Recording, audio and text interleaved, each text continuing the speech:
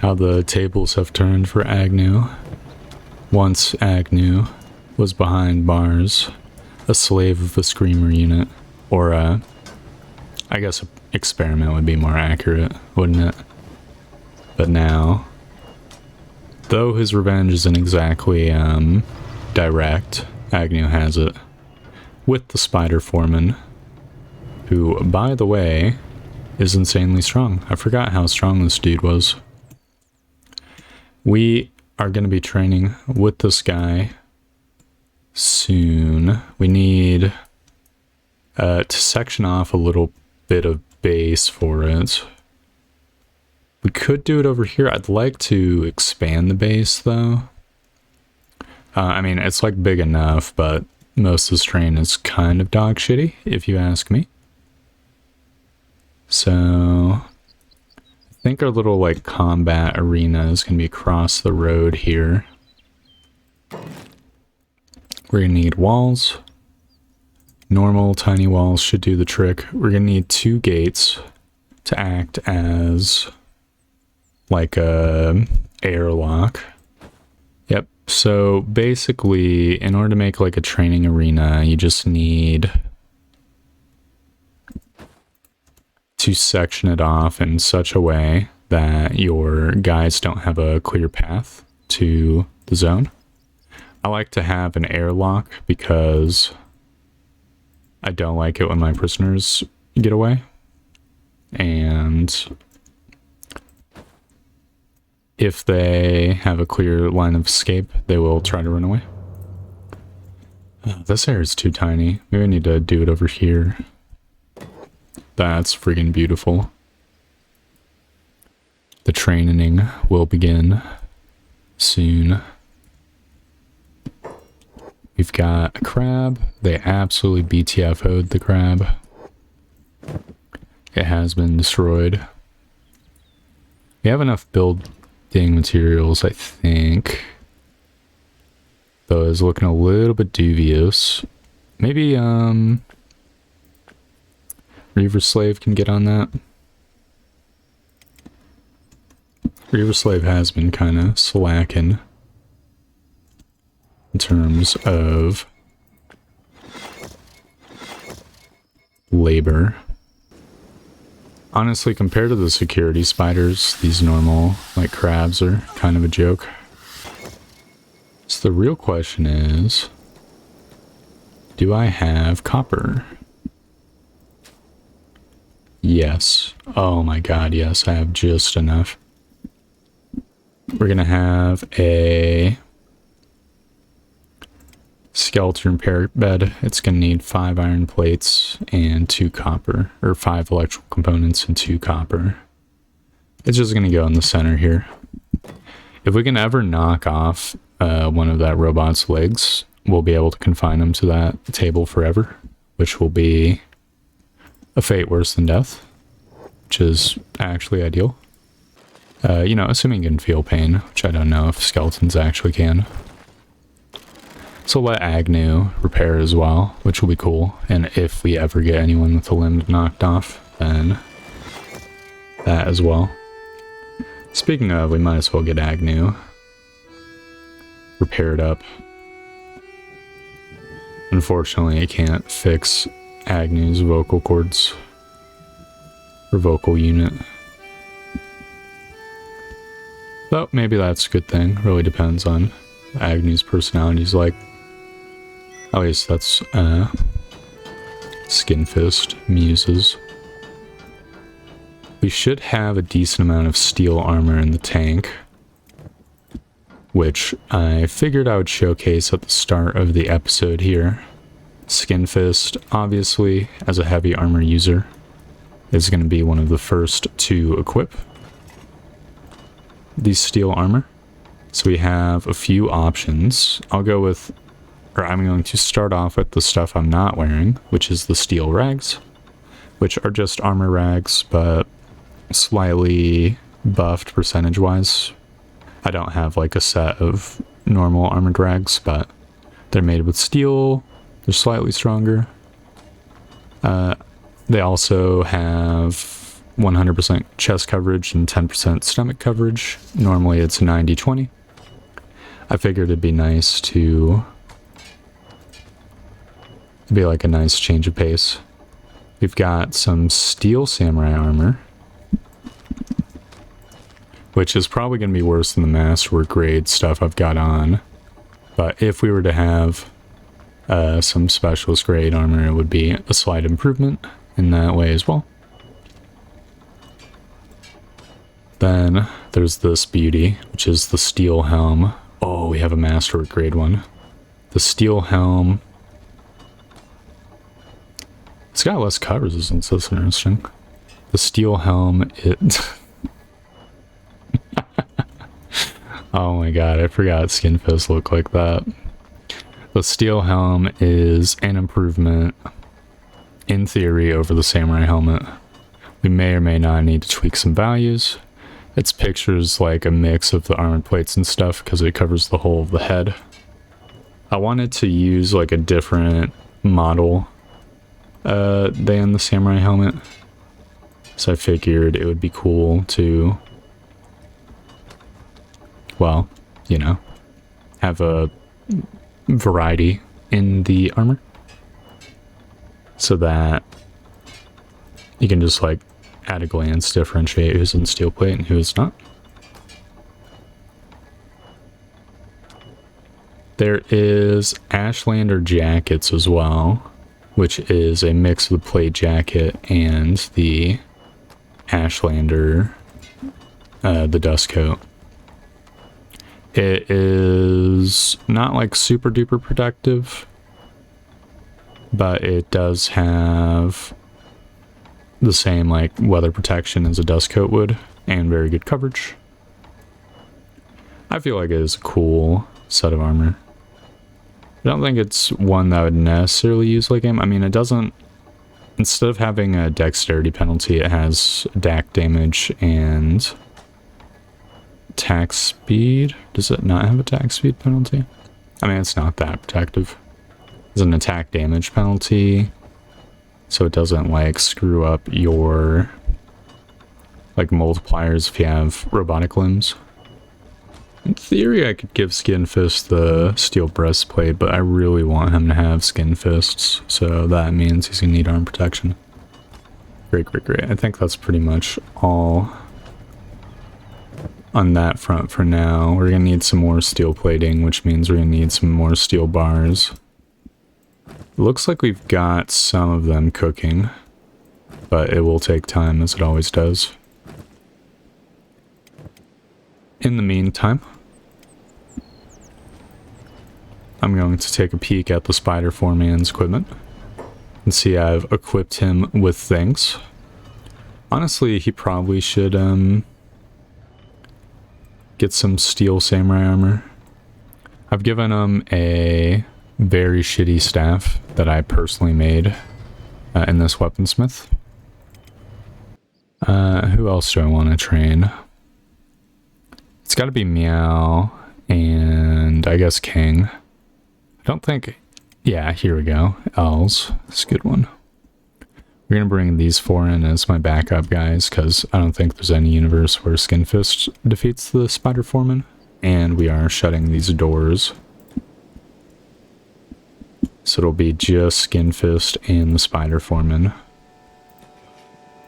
Mono y mono. Oh! Skin Fist, you fucking asshole. No. You need to fucking catch this man. You're actually fucking joking, dude. Oh, thank goodness he's fucking playing dead. No! What are you doing, Wii?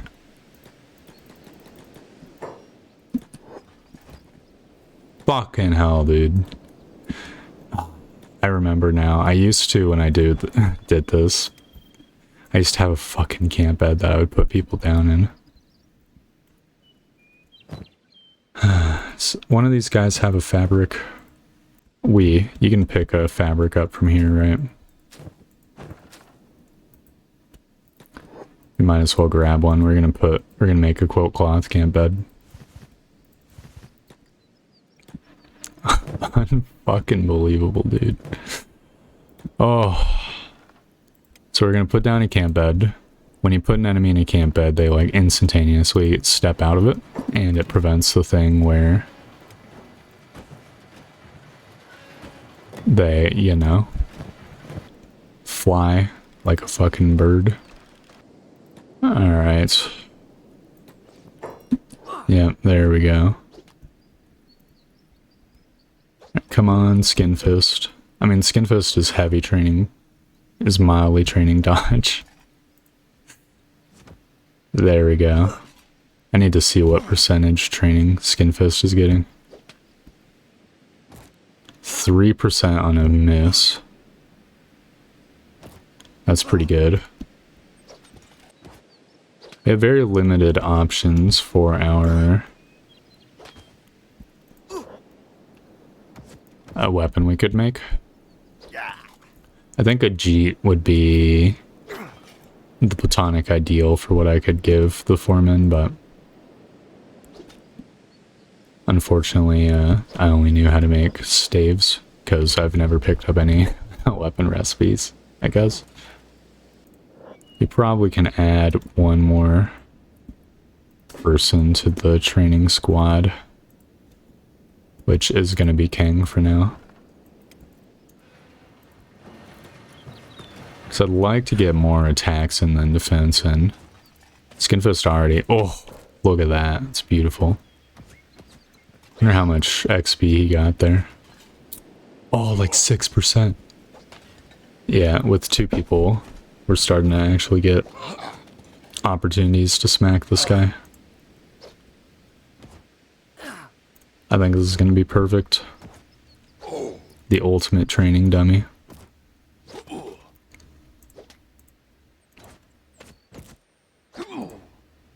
He's taking almost no damage, of course. His toughness gives him an innate 30% damage resistance. He's got bonus resistance because we're using martial arts. And then on top of that, the plate armor itself is just very good.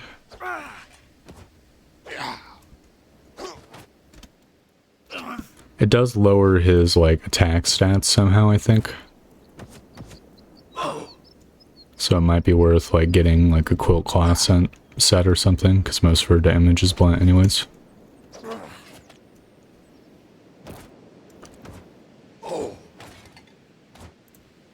I mean, this is working out pretty fine.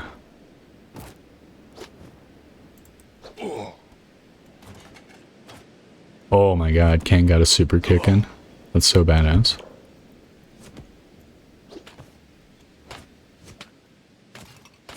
Dude, look at that.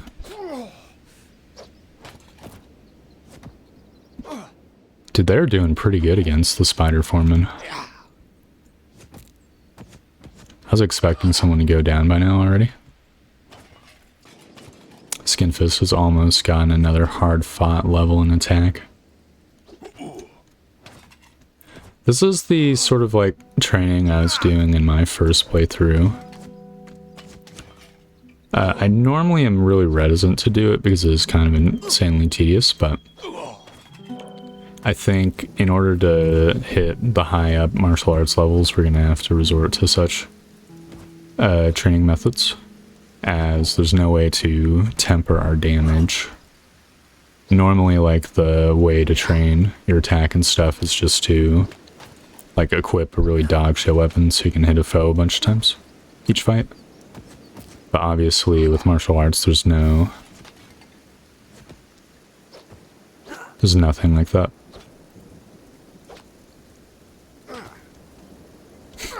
Oh my god. Holy.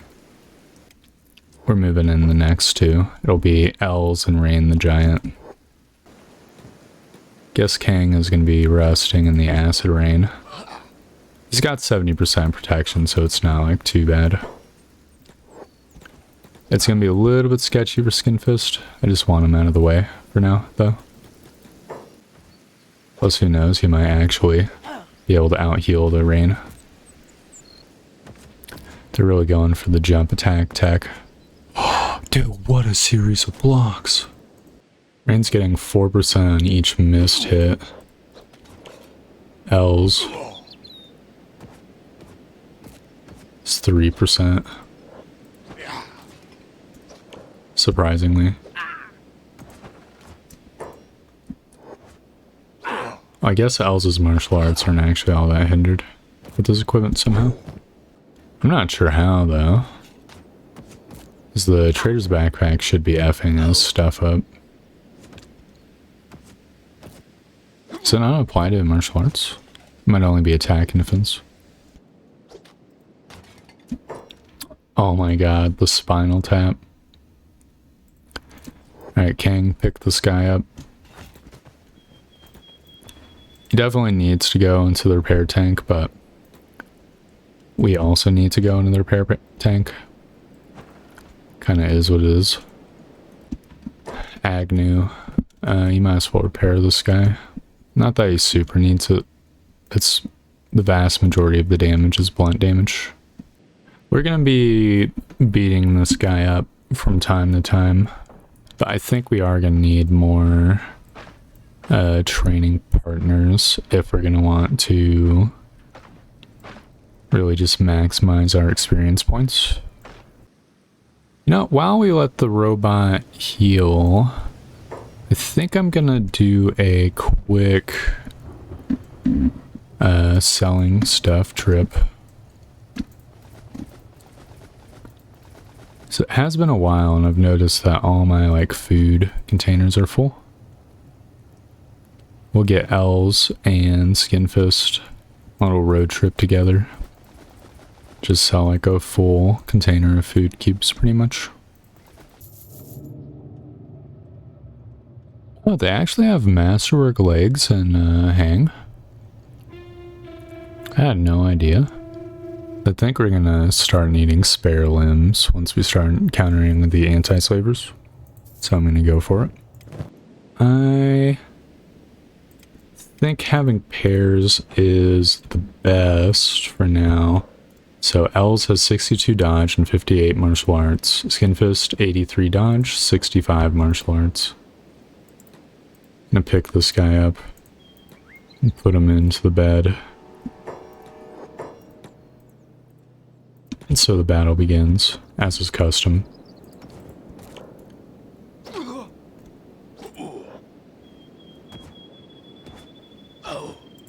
Guys really need to stop grouping up like that. Here we go.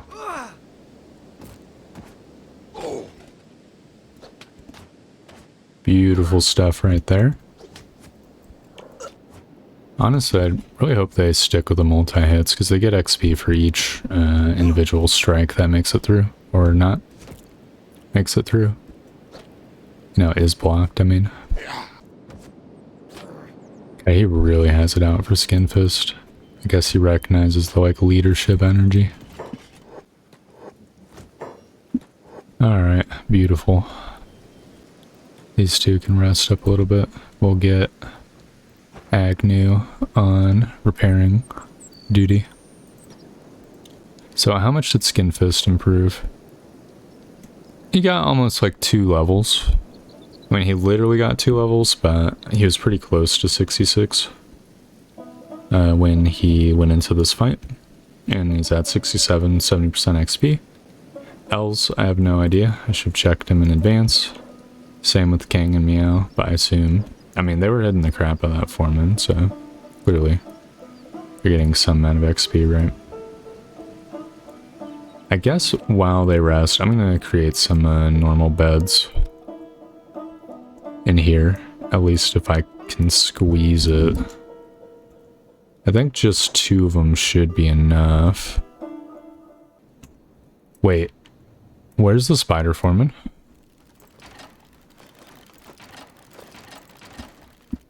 Excuse me?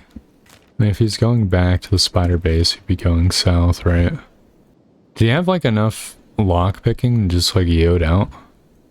He was in the bed, right? Or in the prison, right? Dude, you're actually fucking joking. I guess,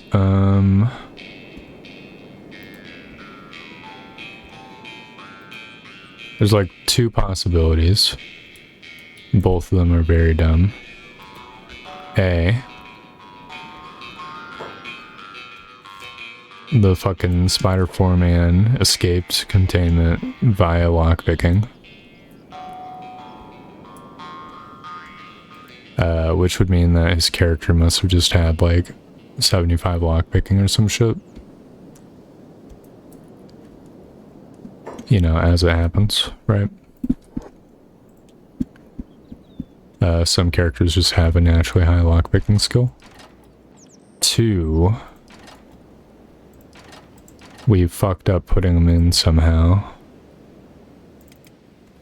And I like put them in the bed and didn't realize it.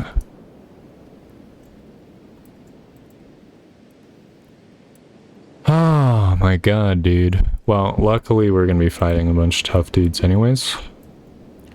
Otherwise I'd be very tempted to just load a save. But, no, I think this is a good proof of concept. We're gonna need to be more diligent about our airlocking going forward. So, thanks for watching. I hope you enjoy the video, and I hope to see you next time, where we will be getting more powerful people. Goodbye!